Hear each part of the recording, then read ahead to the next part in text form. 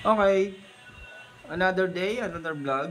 So, ginagawa po natin ngayon is one day, one langis lang. No, pa isa-isa lang. Ibinabawas ko lang sa kinikita ko to eh.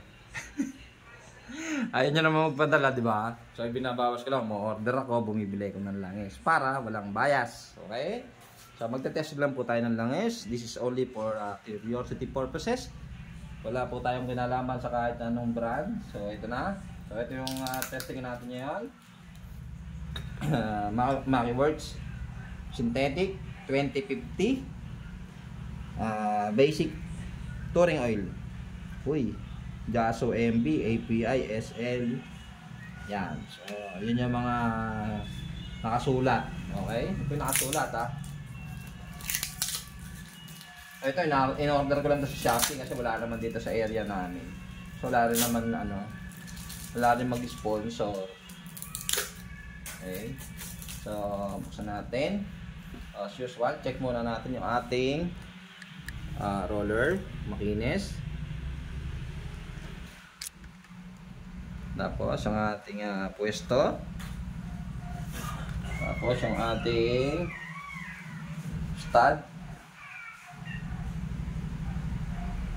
Ang ating stud. So, ayun yung dati natin tinesting. Inikot lang natin kasi para fair. Baka sabihin, pinapalitan ng malambot. Yan yung mga sabi ng mga ewan.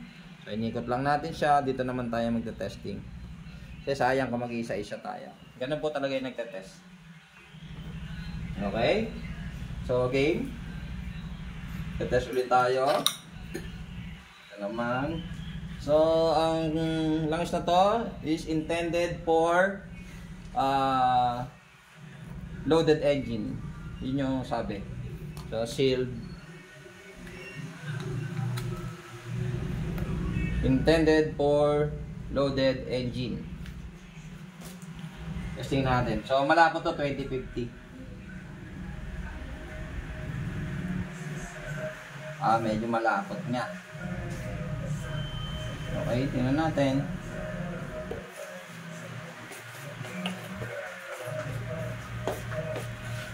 Nice.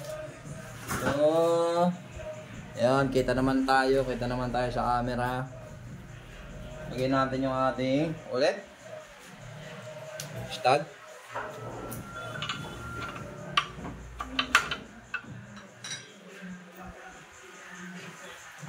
Testing, braking.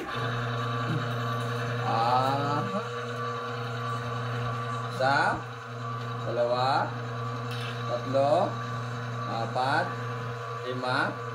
So, ating plate is 600 grams. Ulitin natin, 600 grams po. Unang 600. Isa, dalawa, tatlo, apat,